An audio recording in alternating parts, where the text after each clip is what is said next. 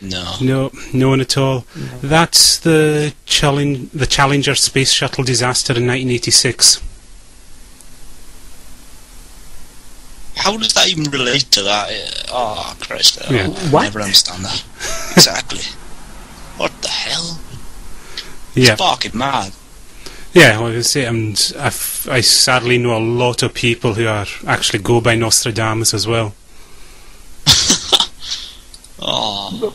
Where the fuck did 9 come from in that case? If it's the Challenger thing, because there were 7 people on board. Yeah.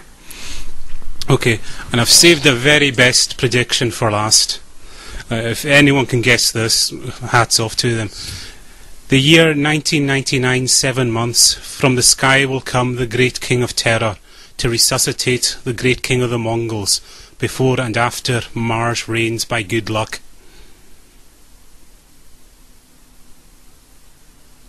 Kanthoven's tax evasion? That's not a bad one.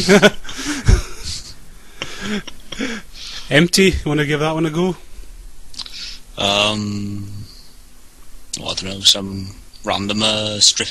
I don't know. I can't. I'm a blank. I'm afraid I can't think of anything. All right, Kitch. I'm thinking a terrorist attack of some sort. Yeah. No. No. The Gulf War. Was it the Gulf War? No, it's not. Actually, it's JFK's wife and their sister dying in a plane crash in 1999. Oh, come on! I'm not joking. This is all exact. This is what these people think these passages mean.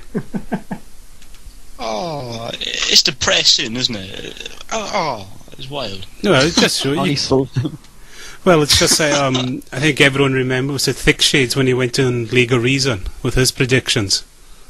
Oh yeah. No, I missed that. Oh, you didn't see that, Mark? He said nope. Was it some prophecy in a mountain of fire, and he translated that into the Gulf oil rig blowing up. I know. Oh God. Oh yeah, and he related the mountain to the size of the actual. Yeah, because he said it was really big. Yeah. And that's when Aaron Ra points out there's big things in the world that aren't mountains as well. Yeah. Wild. Well, so like, well, that's my kind of start off. I just thought we'd go after prophecies rather than the usual kind of ghost stories kind of shit. So, who's got the next kind of tales of the paranormal that we can, well, just laugh at? I think. I got something that's probably not going to be laughed at, but it's actually quite interesting. When I was doing some research for this show, I came across a condition known as vampire disease. I think I got that right. Or the more proper name for it is porphyria cutanea. Yep. It's basically a genetic condition that causes photosensitivity, blisters, necrosis of the skin, itching, sweating, increased hair growth on areas, and abdominal pain. It's basically, if you go out into the light with this condition, you basically can get blisters and even burning. So it's kind of vampire-like, hence vampire disease. It's I've actually decided I went into a lot more detail than I probably should have for this show, but I just got really, really curious because it is a very interesting condition. And I think this is where I think it's at one page I saw, I think it was on Scientific American, that this may have its roots in the extra hair growth may be where werewolves, or had some of where it may have played a part in werewolves, in the myth of werewolves, and may have played a part in the myth of vampires. So I think I'll start my rant there. Well, there's this other condition that means you have to consume blood also. So if you combine those two, I think you can. Oh, just getting the feedback. Alright. You can cure this, well, you can alleviate symptoms of this by drinking blood. Oh, nice. Interesting condition, huh? Christ. Oh, Of course, I think the better is blood transfusion. Yeah. So, I think, who hasn't had a tale of the paranormal yet? I think it's Empty or Mortimer, you're up next with a kind of good tale of the paranormal for everyone. Marty, after you. Yeah, I don't really have any good tales about that stuff. There's an awful lot of feedback here. Alright, I'm not getting any here at all. No. That's probably me then.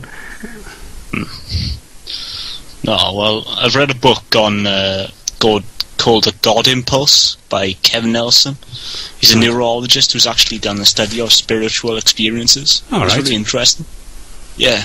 He's determined how the limbic system is responsible for certain transcendence and stuff. But he clarifies how it is like a dream state, that it isn't, literally a world. It's like, like you're in a dream. It's literally like that. Yeah. He's clarified how experiences like that are just basically dream states where you just reflect on something, like something that you've done in a past experiences or something related to what's happened in your life. Yeah. The brain isn't intelligent enough to actually make something new. It's reflecting on what's already been done. That's where he actually clarifies in his book, which is a fair point. I thought would be good to note. All right. Yeah. So, what's the name of the book again? The book is called The God Impulse by Kevin Nelson. All right. Yeah, I'll have to look that one up. Yeah, neurologist he is. Well, yeah, it was quite an interesting book. It was. Well, I haven't finished it yet, but from what I've read so far, like. Yeah, I think we got a bit of audio problems in the chat. The Maxman, can you hear us okay? Says the audio is still up. I can hear you guys fine. Is Marty alright? Or? Yeah, well, everything's coming through fine here. Okay. Yeah, I'm getting some feedback. I don't know. It might be my settings that are a bit screwed up. I'm not sure. It might be a bit too high, your audio, or your mic might be too sensitive. Okay, I'm moving away from it a little.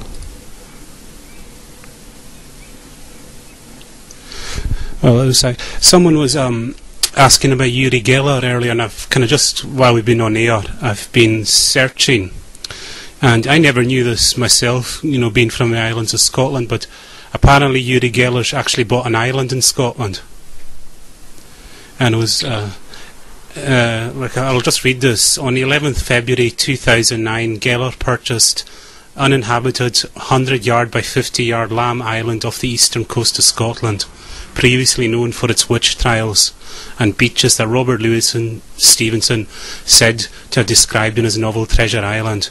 Geller claims that buried on the island is Egyptian treasure, bought there by Skota, the half-sister of Tutankhamun, 3,500 years ago, and he will find the treasure through dowsing. Geller also claimed to have strengthened the mystical powers of the island by burying there a crystal orb once belonging to Albert Einstein. Oh. So you can take your pick from the weird claims in that. So I don't think Albert Einstein owned many crystal orbs, unless anyone's going to correct me on that one. No. No, I don't think so. And I don't think Egyptians came to... If he did, he didn't believe that they had any weird powers or anything. Yep. And He may have owned a few for, I don't know, he thought they looked good or something. Yeah, or maybe some physics experiments or something like that. Yeah. But yeah, I think it was also... Oh, I never knew that. I'm just reading through all of like the Uri Geller history. I didn't know in 2007 he did some false DMCA on YouTube. Did he? Oh, yeah, so he's ticking all the boxes for these supernatural kooks. I was against Brian Sapient. God. And of course, the video footage was of Geller failing to perform a trick. And I never knew this. Uri Geller got sued for misusing the DMCA. God. I never heard of that. Did he make any videos on YouTube? Uri Geller, I don't think so. No. I think I don't even know if he has a YouTube channel at all. Yeah. Yeah, it's right there. I'd never heard of anyone getting sued for filing false DMCAs yet. I know. And about time. Well, that was in 2007. I'm surprised none of us had heard of that before. Yeah. It's probably because he could afford a very good lawyer. Oh God, yeah.